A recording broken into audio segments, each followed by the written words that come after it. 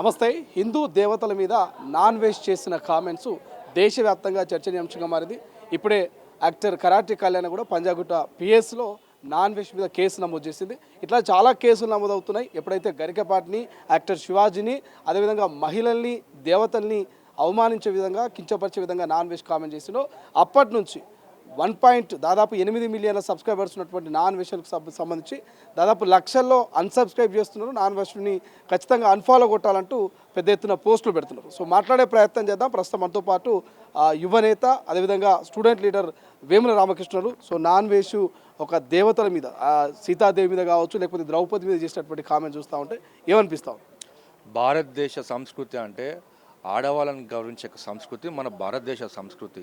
ఎవడే non veg అనేటోడు వానికి ఏం దిక్కుదివాన లేకపోతే బయట దేశం తిరిగి ఏదో ప్రజలు, మన భారతదేశ ప్రజలు ఆదరిస్తే వాడు ఏదో 10 రూపాయలు సంపాదిస్తున్నాడు, వాడు చేస్తున్నాడు. వానికి ఏం చూసుకొని మాట్లాడుతున్నాడు? అన్వేషణ నేను తమాషలు అవుతున్నావా? నీకు తెలంగాణకు రా, యావత్ విద్యార్థులందరూ చేసి బిడ్డ, ఇప్పటికే విద్యార్థి లోకం మొత్తం పిలుపునిస్తూ ఉన్నాం, నాన్ వెజ్ని అన్సబ్స్క్రైబ్ చేయాలని చెప్పి పిలుపునిస్తూ ఉన్నాం. నువ్వు ఎవరివిరా భయ్ సీతాదేవి మీద మాట్లాడనీకే? మా భారతదేశం మాత సీతాదేవి మహిళల మీద ఇప్పుడు మాట్లాడడం ట్రెండ్ అయిపోయి మేము నిలవాలి, మాకు ఇప్పుడు సినిమాలు లేవు కాబట్టి మహిళల మీద మాట్లాడితే మేము ట్రెండ్లు సృష్టిస్తామని చెప్పి మహిళల మీద మాట్లాడుతారు. మహిళలను గౌరవించే సంస్కృతి మన భారతదేశ సంస్కృతి.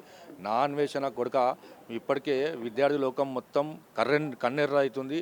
యావత్ భారతదేశానికి నేను రాను, నేను ప్రపంచ దేశాలు తిరుగుతా, ప్రపంచ దేశాలే బాగుంటాయి, భారతదేశం బాగుండదు అంటే, అరే నువ్వు ఏడబుట్టినావు, ఏడబెడిగినావు, ఏ తల్లికి పుట్టినావు, ఎక్కడ పుట్టినావు అని చెప్పి నాన్ వెజ్ కానీ ప్రశ్నిస్తా ఉన్నా.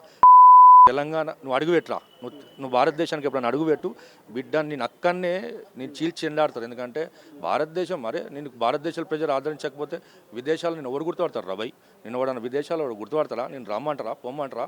నేను భారతదేశం, నువ్వు ఏ లాంగ్వేజ్లో మాట్లాడుతున్నావురా? ఏ భాషలో మాట్లాడుతున్నావు? నువ్వు తెలుగులో మాట్లాడుతున్నావు. నువ్వు తెలుగు భాషని, నువ్వు భారతదేశాన్ని, నువ్వు ఏదో సబ్స్క్రైబ్ కోసము లేకపోతే డబ్బులు, నీ గూగుల్ పే నెంబర్ చెప్పరా భయ్? తలా 100 రూపాయలు, 50 రూపాయలు, 100 రూపాయలు నీకు పంపిస్తాం, నీకు పైసలు కావాలంటే.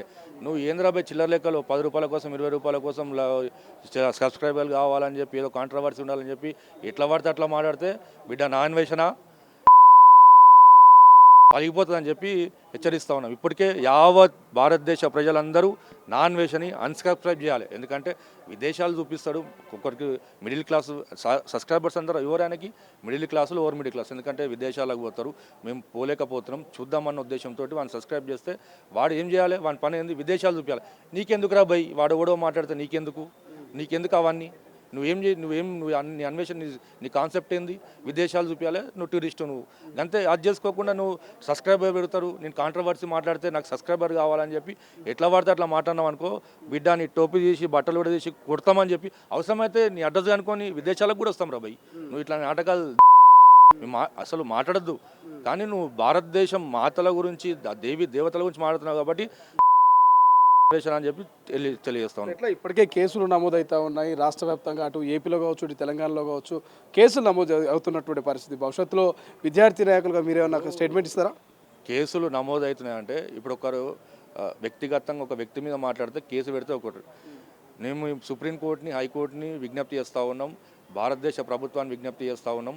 వీడు దేవి దేవతల మీద ఎట్లా పడితే అట్లా మాట్లాడుతుంది కాబట్టి సుమోటోగా కేసు నమోదు చేసి వాని భారతదేశం రాకుండా బ్యాన్ చేసి వాని యూట్యూబ్ ఛానల్ భారతదేశంలో కనిపించకుండా కూడా చేయాలని చెప్పి కేంద్ర ప్రభుత్వాన్ని, రాష్ట్ర ప్రభుత్వాన్ని డిమాండ్ చేస్తాం. వాడు టూరిస్ట్ చేసుకోకుండా దేవి దేవతల మీద మాట్లాడి ఇక్కడ కాంట్రవర్సీ రెచ్చగొట్టి ఎవరిని రెచ్చగొడుతున్నావు రాబోయే? నువ్వు నీ పని ఏంది? నీ టూరిస్ట్ చేసుకుంటావు.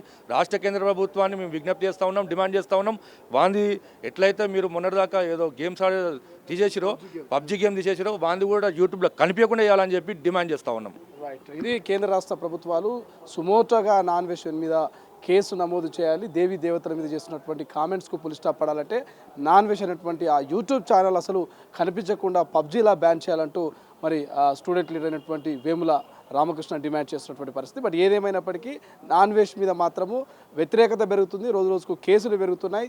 భారత్కు వస్తే ఖచ్చితంగా నాన్ వెజ్ నీకు లైఫ్ ఉండదంటూ ఒక్కొక్కరు హెచ్చరికలు జారీ చేస్తున్నటువంటి పరిస్థితి వేళ నాన్ వెజ్ మరి భారత్లో అడుగు పెడతాడా? మళ్ళీ ఇటువంటి కామెంట్ చేస్తాడా? క్షమాపణ చెప్పినప్పటికీ కూడా సబ్స్క్రైబర్స్ అంతా కూడా అన్సబ్స్క్రైబ్స్ అవుతున్నారు, ఫాలోవర్స్ అంతా కూడా అన్ఫాలో అవుతున్నారు. ఇక ఎవరైతే భారతీయులు ఉంటారో, ఎవరైతే దేవీ దేవతలను ప్రేమిస్తూ ఉంటారో, దేవీ దేవతలను పూజిస్తూ ఉంటారో వాళ్ళంతా కూడా నాన్ వెజ్ మాత్రం మీద కన్నెర చేస్తున్నటువంటి పరిస్థితి మనకు కనిపిస్తుంది. కెమెరా పర్సన్ అజయ్తో శ్రీశైలం, తొలి వెలుగు, హైదరాబాద్. అసలైన తొలి వెలుగు. ఫాలో వాట్సాప్ @తొలి వెలుగు official.